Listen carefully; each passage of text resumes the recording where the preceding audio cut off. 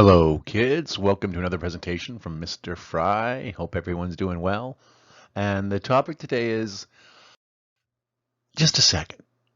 I want you kids to imagine you pull out your parents' or your own smartphone and you get information from it. Where does the information come from? You go home, you go on Netflix, want to watch a movie. Where'd the information from the movie come from? You get your video game. Where'd you download the video game from? Hey, Alexa, play a song for me. Where did that information go? Wait a minute. Here is Spotify. There we go. Alexa, stop. She's always listening. Where does all this information come from? It comes from our topic today, the internet. The internet is something you kids have grown up with, but many of us around you have not. It's still pretty new, and yet you use it every single day. How much do you know about it? Where did it come from? Who built it? Well, that's what this presentation is all about.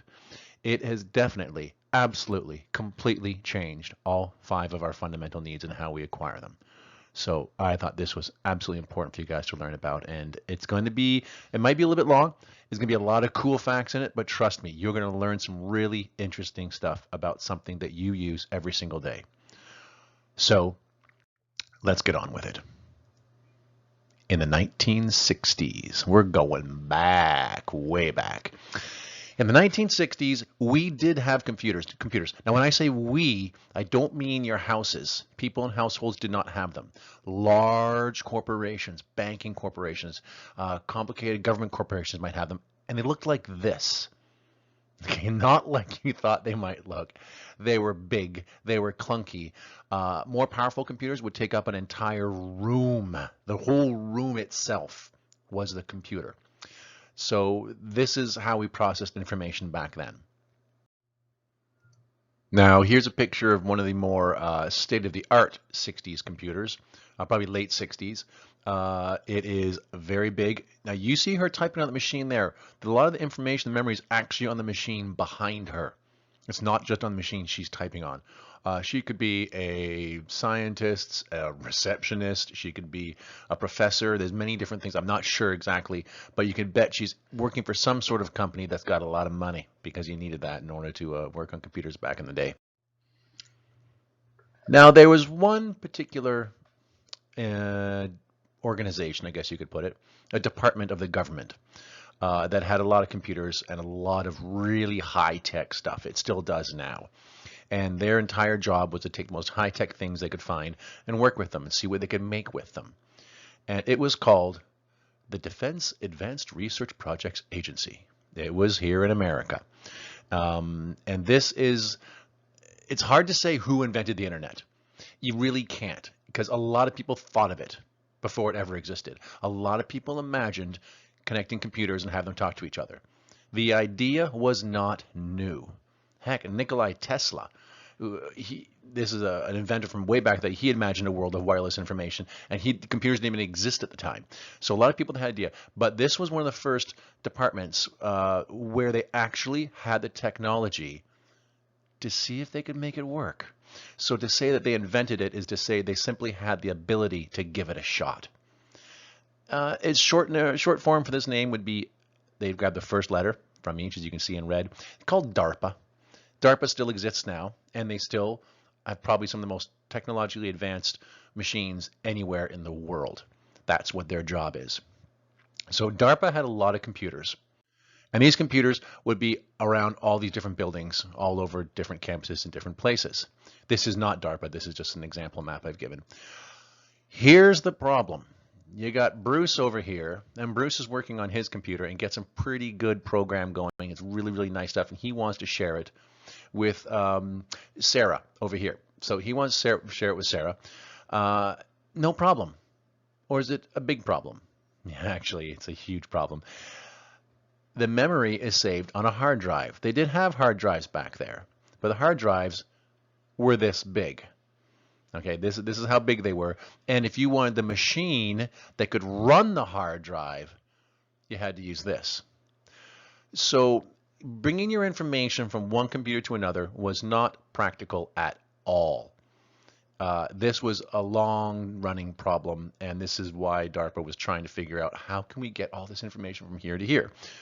Well, they worked on it for a while. In 1969, they created a machine that would take information from one computer and translate it and bring it to another one using a cable, using an electronic cable. They called it the Interface Message Processor, the IMP. And the entire job of this thing was to do exactly what I just said, bring information from one computer, bring it to another. So they said, okay, here we go. The very, very, very first thing they're going to send out, the very first message they're going to send out. It's going to be short. I'm going to give it a test run here. It's going to be login. Okay, login was the first 5 characters that was ever sent over what would eventually become the internet. And they said, enter, let's give it a shot. And it went L-O, crash. Didn't even get to the GIN. It crashed after the first 2. It ran out of memory. Yes, it couldn't even send 5 letters. It could only send 2. So, cool trivia fact, the very first message ever sent across the internet was LO. L-O. Would have been great if they got another L in there, would it have? But yeah, just L-O. That's it. But it was a start. And only hours later, they did get the entire login word going, and they just started flying from there because they realized they got something that could work. So now, Bruce and Sarah could talk to each other as long as they had a cable connected between the 2 computers, and it worked. And the moment it worked, they got better and better and better at it. And soon, Stephen and Beatrice down here, they could join the club, and they started having cables to all the different buildings, and they could send information. It wasn't a lot of information. It took a lot of time, but it was still easier than carrying a gigantic hard drive. So this was the first idea, and they had to give it a name. And back here, of course, they didn't have a name for it. They thought, well, you have the word inter. That means between or among. It means to have things connected and shared. Net was short for network. You have a network of things that are shared amongst each other. You get the internet. And you get Mr. Fry not planning very well because I just covered up the word net in that. But we're going to keep rolling. So internet. Yeah, sometimes I don't take into account where my head is there down the corner when I'm making the presentation. So they got the name Internet, and that was its first name. That was the original, and apparently it stuck. This actually worked pretty darn good for quite a while. Over the next couple decades, computers around the world started to be connected through this internet. But it was mainly still, first you had to have a computer, which most people did not have. And you had to have an agreed upon language that you're going to share between the computers. Many different countries had many different computer languages. So there were issues trying to get this done. Most giant scientific corporations, they would have computers, and this is how they shared information. But again, it was not efficient because people just didn't have the same computer languages. So even today, like between like Apples and PCs, same issue as even back then. We come along to a little man named Sir Tim Berners-Lee. Okay, he wasn't a sir back then. He was probably just Timmy. And he worked at a corporation called the European Organization for Nuclear Research, otherwise known as CERN, who would eventually build the largest machine in the world, a Large Hadron Collider. This machine, the biggest machine in the world, took scientists from over 200 different countries to build. It's an amazing worldwide joint effort to make this thing. But back in 1989, when the internet was growing, this guy Tim said, we got issues. We got issues, guys. We got scientists coming from all over the world, and they want to share all their information on the internet between CERN, but everybody's got a different language. And he goes, you know what? We gotta figure something out. We gotta get some rules here, some protocol here. We gotta get a system here that everybody's going to agree on. Because if we're all going to use this internet thing, we're all going to have to share the same language, or it's just not going to work. So he did what any guy would. He put together a proposal for the people who run CERN, and this is just for within the CERN, the organization itself. And this was it. Boom.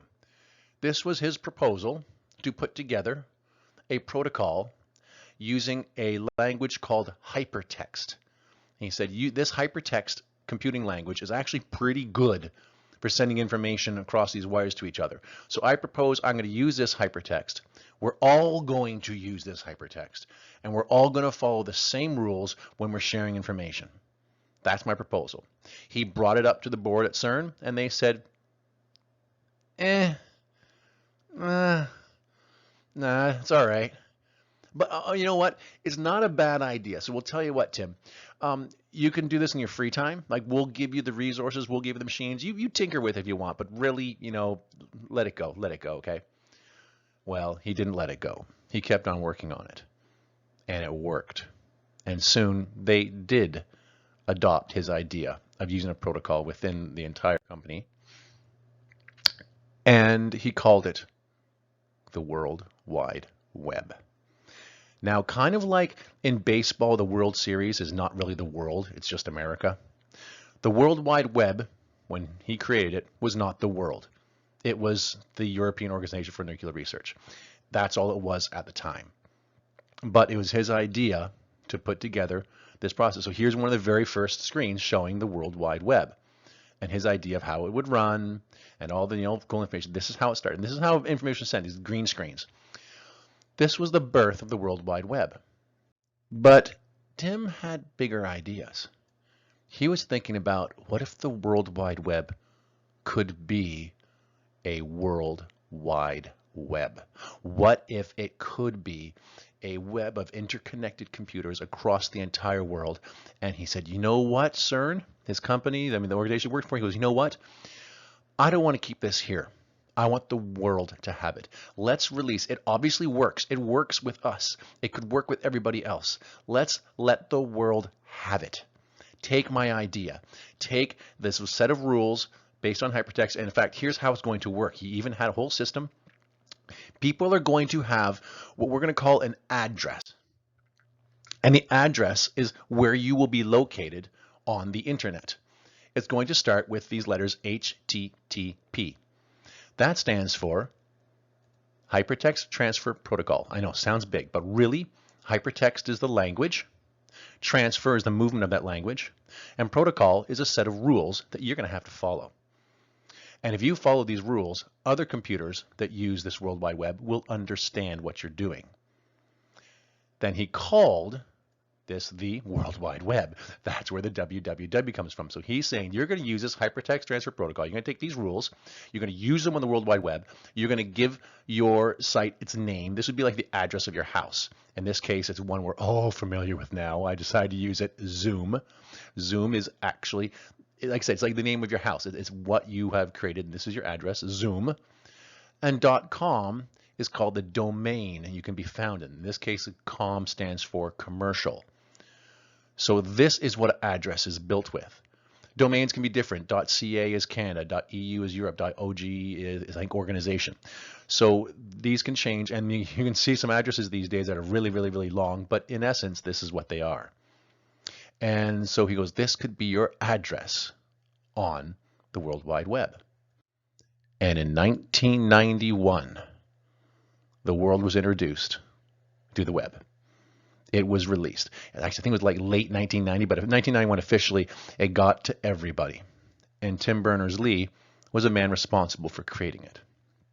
Now, and then you might be thinking, oh, wow, he must be like a bazillion jillionaire. I mean, oh, he invented the World Wide Web and everybody using it. He must be so rich. No.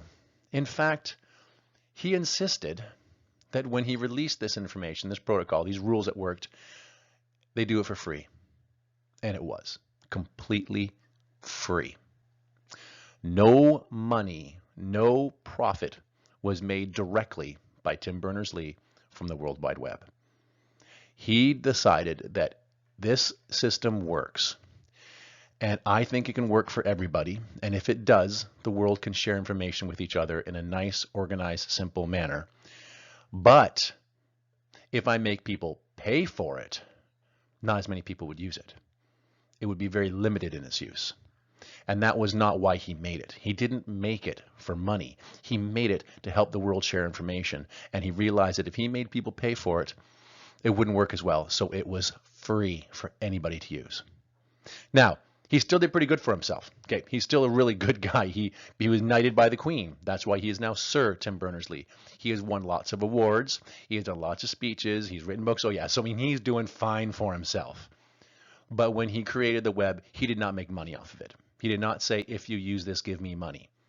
So a very, very neat guy, an amazing approach, and the creation of something, a set of rules that is still the world uses. So his impact, it cannot be understated at all. And boy, did the world take it. Woo! Everywhere, everyone started learning this hypertext language so they could put together their own web pages. And some early ones hit the screens. Ask Jeeves is what you would call a search engine. You type in something you're looking for, information, and this program would look all over the internet to try and find it. Actually, look over the World Wide Web by using the internet. Keep in mind, those are two different things. The World Wide Web runs on the internet. America Online was one of the first big companies to provide internet access.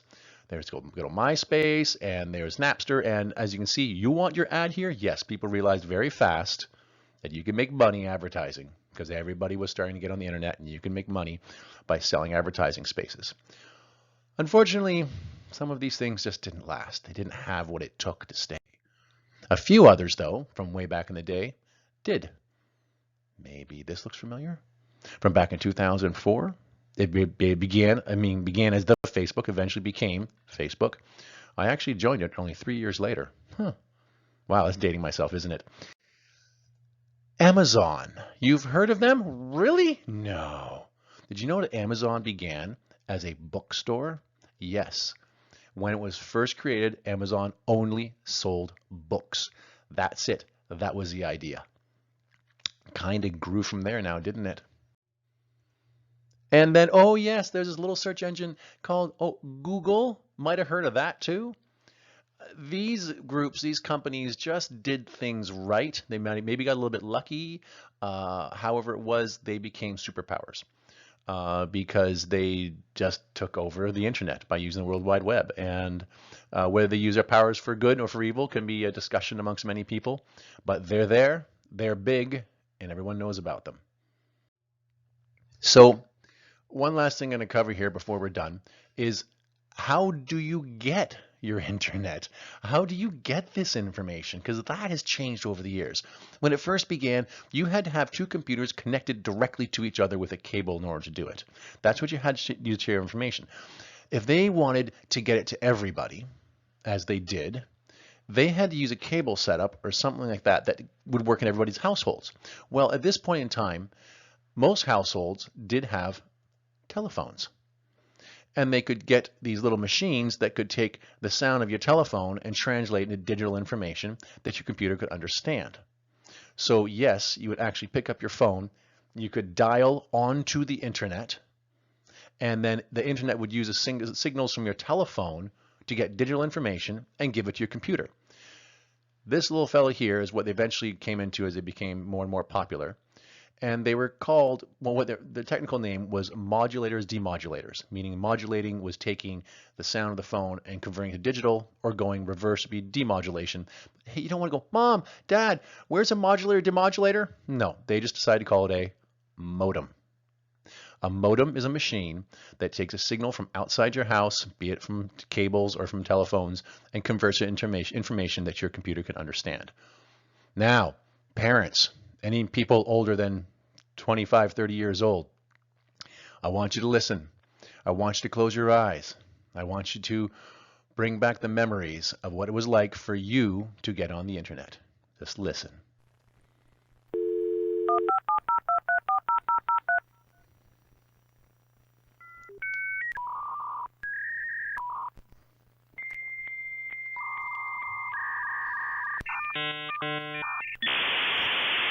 That's it.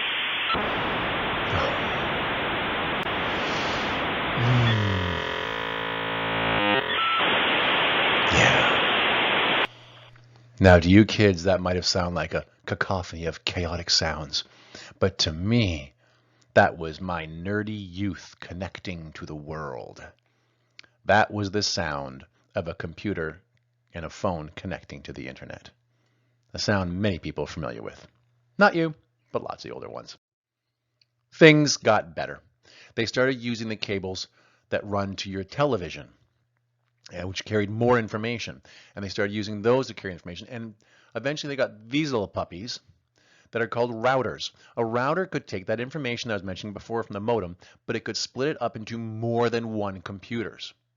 So therefore, you could have like one signal coming in, and you can see at the bottom there says LAN 1, LAN 2, LAN 3, LAN 4. 4 different computers could run off of that one signal. If you had too many running at the same time, yes, you could slow it down. But now you could have more than one machines running on the same signal. And the next step from that came routers that would not have to be connected with cables. They could actually send a radio signal throughout your entire house, and any machine in the house could pick it up. This technology, the technology that took this information and sent it and changed it into a radio signal, which is wireless because it's a radio signal, was branded with the name Wi-Fi. Now, oddly enough, Wi-Fi has no special meaning at all. It's a branded name for Wi-Fi. It's the name of the technology that is used to create, again, radio signals from digital signals. So anywhere you go, hey, you got Wi-Fi, you got Wi-Fi, that is like kind of like calling a tissue paper Kleenex. It's just the brand name for that technology, and it's worldwide.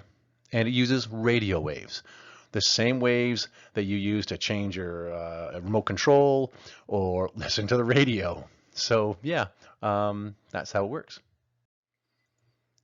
And the most recent is, of course, satellites. We do have satellites up in the sky, many of them that are collecting signals and sending them back down again, which means you can get signals from just about anywhere in the world now. Your houses collect it from cell towers, from satellites, from cables. Quite literally, the internet is just about around the world. I thought about getting some stats on it, but I didn't want to go too far into numbers. I just wanted you kids to get the idea of where this amazing technology came from and how it's going to affect you. I can tell you right now that making this presentation, I got the pictures from the internet. I downloaded this to YouTube with the internet. I communicate with everybody with it on the internet. I watched a program on my TV while doing this that was downloaded from the internet. We're all connected to this thing. And there is even a new term now that describes this new phenomenon of all of us being together. It's called the Internet of Things. And what they mean now is just about everything can be created now that is connected to the internet. Security systems, computers, of course, your Fitbits, your cell phones, your lights, your cars. Oh my gosh, they got microwaves and dishwashers and stoves now that are connected to the internet. Everything is connected to the internet. And that's just the life that you're going to be having in the future. I don't see an end to it. I see it getting more technologically advanced. I see it getting more powerful. I see the amount of information being shared on it getting more and more, greater. That's what I envision. So I thought it'd be nice to get a little history on something that you use every single day. There will be some follow-up work for this. I hope you learned something. I hope you enjoyed the presentation. And until I have the next one, you guys take care of each other and have fun. Bye-bye.